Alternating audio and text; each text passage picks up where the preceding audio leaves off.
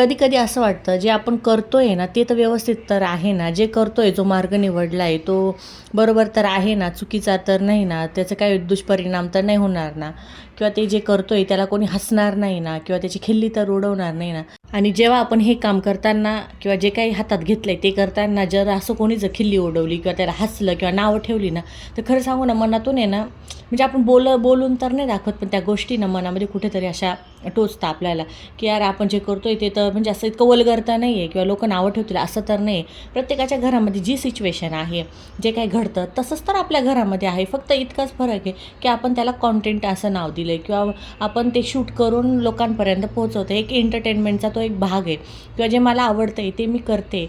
त्यात तू अशी बोलली, त्यात तू तशी बोलली किंवा तू असं बोलणार किंवा तसं बोलणार, असं जर कोणी बोललं ना, तर खरं सांगून त्यावेळेला तर काय वाटत नाही. त्यावेळेला तर आपण हसून देतो.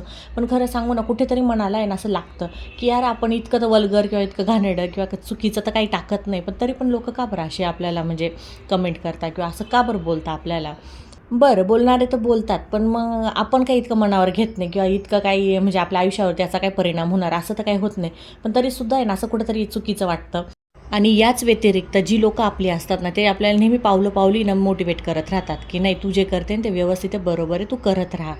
आणि आपल्या आयुष्यात आहे ना अशाच परफेक्ट व्यक्तीची गरज असते. ती व्यक्ती ना आपल्याला पावलोपावली ना चुकीच्या गोष्टी बरोबर काय, काय चुकतंय तुझं, काय बरोबर हे नेहमी सांगत असणे ना, खरं सांगू ना दुनियेशी लढायला किंवा दुनियेला तोंड द्यायला आहे ना मोकळं होऊन जातं आपण.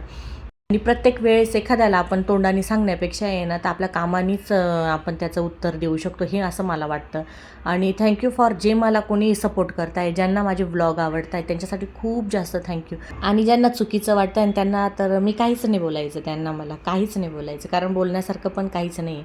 सो बस इतकंच, की परफेक्ट व्यक्ती आयुष्यात पाहिजे फक्त, बस बाकी काही नाही. सगळं भेटल्यासारखंच आहे.